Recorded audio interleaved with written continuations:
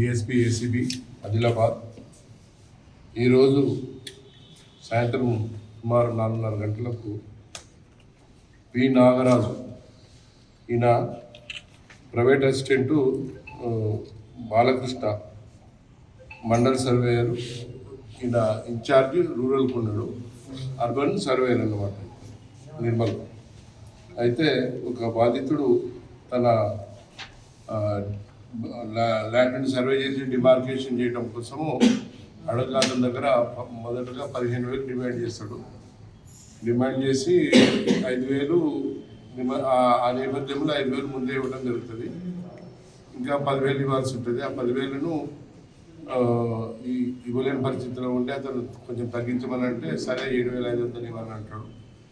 ఆ 7,500ను ఇప్పుడు ఈరోజు సాయంత్రం 4:30 గంటల సమయంలో ఇక్కడ సెంటర్లో పట్టుకోవడం జరిగింది.